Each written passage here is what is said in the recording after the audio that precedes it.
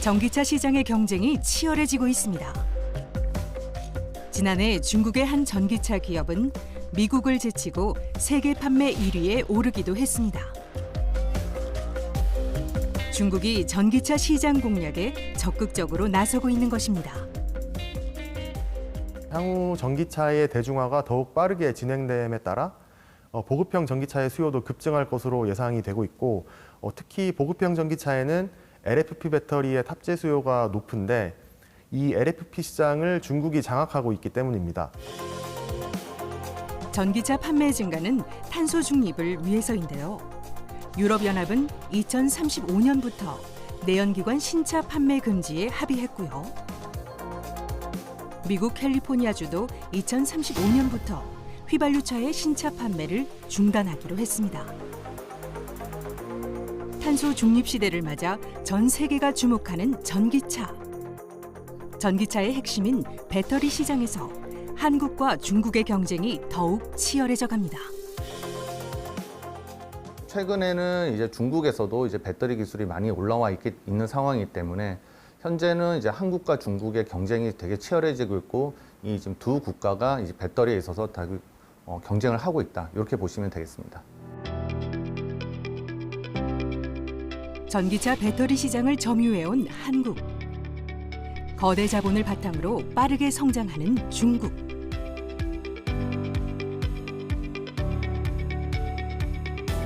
전기차 배터리 시장을 둘러싼 각축전에서 배터리 전쟁의 승자는 과연 어디일까요?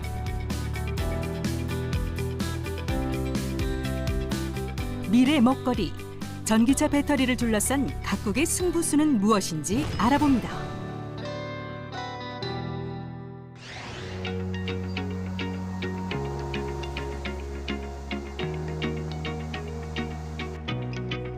많은 사람의 이동을 도와주는 교통수단인 버스. 각 지자체는 오래된 버스를 친환경 전기버스로 교체 중입니다. 전기버스는 주행 중 대기오염 물질이 발생하지 않기 때문이죠. 전기버스의 보급이 는다는 이야기는 무슨 이야기인가 하면은 정부 차원에서 배터리 전기차 같은 친환경 차를 보급하겠다는 의지가 강력하다는 뜻으로 보시면 될 것 같습니다.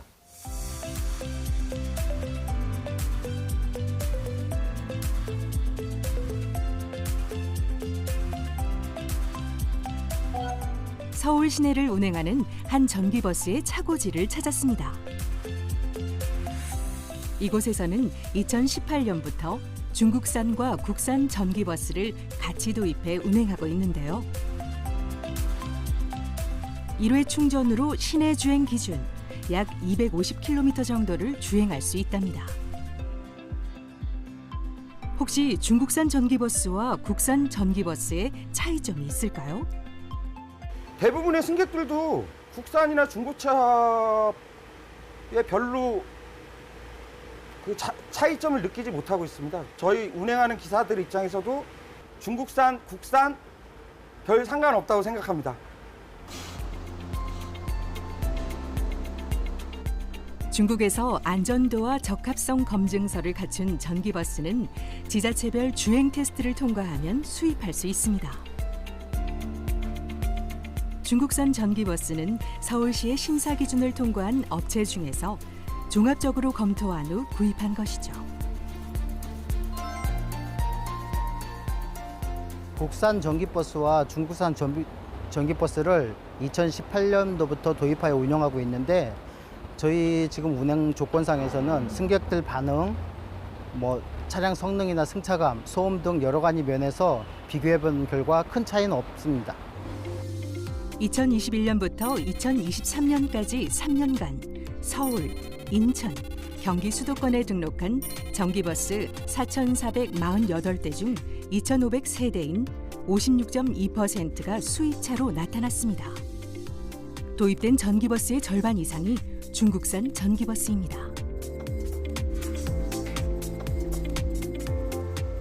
탄소 중립 시대를 맞아 친환경 차량인 전기버스 도입을 확대하는 것이 필요합니다. 하지만 중국산 전기버스가 증가하는 이유는 무엇일까요?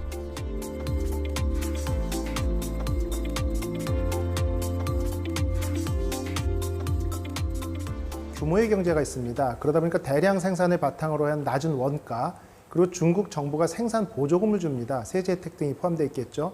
이러한 부분 때문에 가격 경쟁력이 가장 우수하고요. 중국에서 들어온 배터리 전기버스는 LFP 기반의 리튬이온 2차 전지를 많이 쓰고 있고요. 우리나라 현대기아차에서 생산하는 것은 삼원계를 많이 쓰고 있습니다. 유사한 성능이나 스펙을 갖고 있을 때 중국산 제품들이 대체적으로 저렴한 부분은 어느 산업 분야에서나 있는 부분이기 때문에 그것과 함께 생각해 주시는 게 좋을 것 같습니다. 현재 전기차에 사용되고 있는 리튬이온 배터리는 재충전이 가능한 2차 전지입니다. 리튬을 사용하면 크기는 작으면서 용량이 큰 배터리를 만들 수 있죠. 중국산 전기버스는 에너지 밀도가 낮고 가격이 저렴한 리튬 인산철 LFP 배터리를 주로 탑재합니다. LFP 배터리를 탑재한 중국산 전기버스는 국산 전기버스에 비해 가격 면에서 경쟁력을 갖추고 있는데요. 3원계 배터리를 탑재한 3억 원대의 국산 전기버스보다 약 1억 원쯤 저렴하답니다. 전기차 산업이 미래 먹거리고 자동차의 새로운 패러다임으로 전환되는 건 맞는 얘기죠. 근데 그 전기차 중에 생산 원가의 30%에서 40%를 차지하는 배터리가 핵심이거든요. 현재 전기차 배터리는 LFP 배터리와 3원계 배터리로 나뉩니다. 두 배터리의 차이는 양극재를 구성하는 광물의 차이인데요. 3원계는 니켈, 코발트, 망간을 양극재로 쓰고요. LFP 배터리는 인산철을 사용합니다. 일단은 모든 면에서 어떤 효율성이나 같은 무게당 주행거리나 자원 재활용, 재사용 면에서 보면은 3원계 배터리가 훨씬 월등합니다. 에너지 밀도도 높고요. 그런데 이제 가격이 좀 비싸고요. LFP 배터리 같은 경우는 저온 성능도 떨어지고 가격은 저렴합니다만 화재 위험성도 좀 적고 대신 무게당 주행거리는 짧아지겠죠. 한국 업체에서 주로 만드는 것은 가격이 비싼 3원계 배터리입니다. 반면 중국 업체는 저가의 LFP 배터리를 만들고 있습니다. 중국이 세계적으로 주도권을 가지고 리드하는 산업이 많지가 않은데 그 대표적인 것이 바로 전기차와 배터리입니다. 한국의 하이니켈 배터리의 수준이 세계 최고라고 볼 수 있지만 중국도 그에 못지않은 수준으로 파악이 되고 있고 흔히 말하는 이제 초격차 기술을 한국이 가지고 있지 못하다고 볼 수 있습니다. 또한 LFP나 셀투팩 같은 기술은 한국이 양산 기술을 완벽하게 완성하지 못한 반면에 중국은 이미 해당 분야의 기술 수준이 상당한 것으로 파악이 됩니다.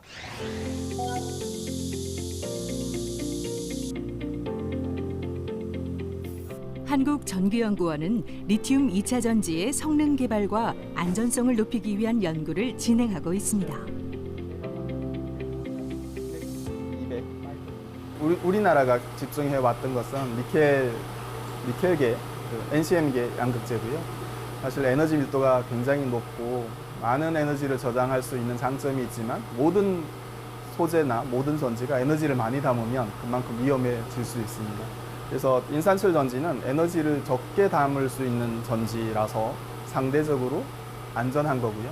안전함과 동시에 그 사용하는 소재 자체가 가격이 쌉니다. 그래서 지금 LFP 전지가 전기차의 저가화 측면에서 많이 관심을 받고 있는 중입니다.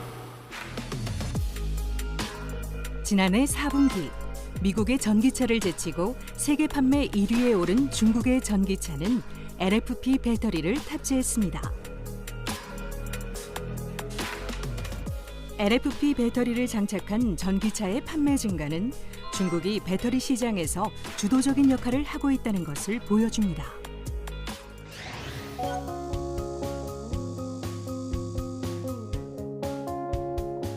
한국전자기술연구원은 기업이 필요로 하는 핵심 기술과 신기술 제품을 개발하는 연구기관입니다.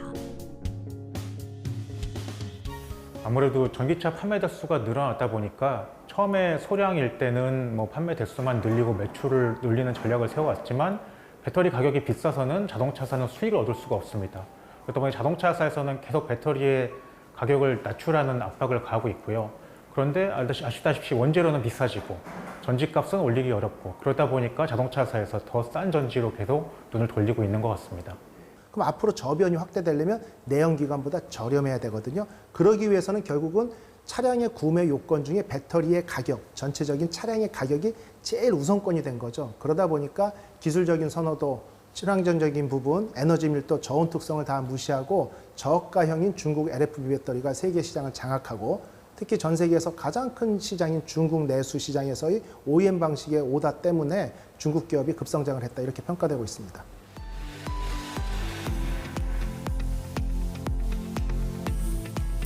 올해 1분기 중국 배터리 회사의 순이익은 2조 원에 달하는데요.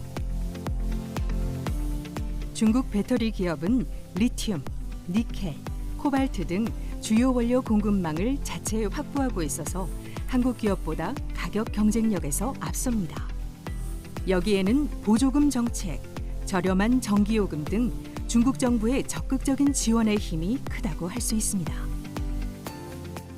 최근에 이제 기사를 보면 중국 기업들이 배터리를 팔아가지고 이제 어떤 보조금을 역산을 해둔 기사가 나왔었습니다. 그렇게 따지면 뭐 20, 30조 정도 엄청난 규모의 그 중국 정부의 이제 지원이 있었다. 그러면 이 중국 배터리 기업들이 성장해 나가는 데 있어서 중국의 그 정부의 지원들이 많이 있었다라고 이제 유추를 해볼 수가 있습니다. 저는 중국이 자국 중심주의적 산업 정책을 썼다고 표현하고 싶은데요. 자국 기업들이 일정 수준의 규모와 기술력을 갖춘 이후에는 중국 내 산업 규칙 그리고 규정 이런 것들을 자국 기업에 유리한 방향으로 설정을 하여서 이제 자국 기업을 중심으로 시장과 공급망을 재편하였습니다. 대표적인 예가 2016년 전기차 보조금 화이트리스트 사건이었고요. 중국의 전기차 보조금 리스트에서 외자 기업이 제외된 사건이었고 2016년에서 19년까지 중국 기업이 정부의 지원을 독식할 수 있었고 중국 공급망에서 외국 외자 기업이 완전히 배제된 계기가 되었습니다. 2020년에도 이런 배타적인 정책이 이어졌는데요. 전기차 배터리 안전 규정을 제정해서 이제 급속히 확대되는 중국 전기차 시장에서 3원계보다는 LFP 배터리가 메인이 될 수 있는 환경을 조성하였습니다. 이를 통해 CATL이나 BYD가 단기간 내에 이 세계적인 기업으로 성장할 수 있었던 것입니다. 세계 점유율 1위인 중국의 배터리 기업은 창립 초기부터 중국 정부에서 약 1,392억 원을 한 번에 지원받았습니다. 이를 바탕으로 이 기업은 연구 개발비를 확대하여 배터리 시장에서 1위에 오를 수 있었는데요.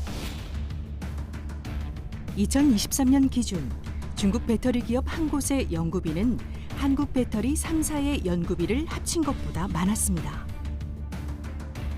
중국 기업은 수천억 원의 지원금에 힘입어 기술력을 키우고 있지만 2022년 기준 한국 배터리 3사의 정부 지원의 보조금 규모는 턱없이 부족한 것으로 나타났습니다. 거대 자본을 앞세운 중국 정부의 적극적인 지원으로 한국이 주력하는 3원계 배터리에서도 중국 배터리는 20-30% 저렴하면서 기술력도 비슷하다는 평가를 받고 있습니다. 네, 중국 정부의 막대한 자금 지원은 개별 기업의 R&D 역량 강화, 수출 확대, 가격 경쟁력 확보, 수익성 제고 등으로 연결이 되고 있으며 결국 현재 CATL과 BYD 같은 거대 기업이 그 정책 지원의 결과물이라고 할 수 있겠습니다. 이들은 기존의 한국 기업들이 장악하고 있던 세계 시장을 이제 빠른 속도로 잠식하고 있습니다. 전고체 배터리 등 차세대 분야에서도 중국 정부가 강력히 지원하고 있으므로 우리나라가 미래 먹거리 경쟁에서 좀 지지 않으려면 중국 정부와 기업의 움직임을 면밀히 파악하고 분석해서 대응해 나갈 필요가 있겠습니다. 얼마 전 미국과 유럽에서는 중국의 소형 전기차가 1만 달러, 우리 돈 약 1,400만 원 정도에 판매되며 전 세계의 관심을 받았습니다. 성능 면에서도 1회 충전에 400km를 주행할 수 있다고 합니다. It's an immediate threat to our European customers as they see it coming into their shores. here in North America, they most likely could. 이에 미국은 중국 전기차의 관세를 기존의 4배인 100%로 올렸습니다. 유럽연합은 지난해 10월부터 중국 전기차의 보조금을 조사하며 압박하고 있습니다. We approach it clear-eyed, constructively and responsibly, because a China that plays fair is good for all of us. 지금 미국에서 중국산 자동차에 대해서 100% 관세를 부과하겠다. 다른 데보다 막 훨씬 높게 하는 이유는요. 중국 같은 경우는 생산에 대해서 수출하는 차량에 대해서까지 보조금을 주거든요. 생산지원금이라는 걸로 통해 가지고 세제 감면 혜택을 주는 거죠. 초창기엔 그런 얘기가 없다가 나중에 보니까 그런 걸 알게 된 거고, 그러다 보니까 이건 공정거래 무역에 위배된다. 왜 중국산 자동차가 미국으로 수출될 때 정부 차원의 지원금을 통해 가지고 원가를 낮춰주느냐, 다른 기업들 다 죽지 않느냐 해서 세금을 올린 거거든요.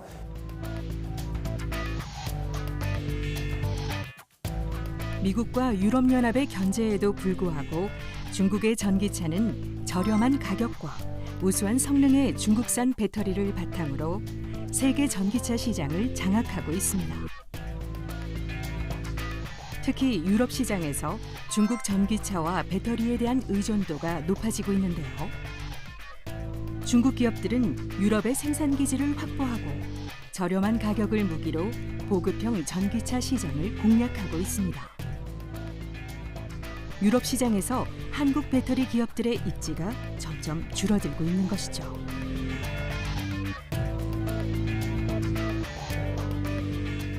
저희 한국 기업들의 세계 시장 점유율이 좀 줄어든 부분들이 있고요.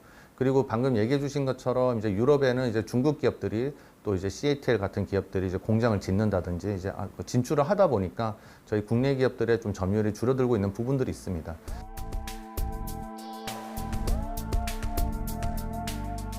유럽 시장의 중국의 전기차 배터리 점유율이 높아지면서 한국 기업들의 입지가 위협받고 있는데요.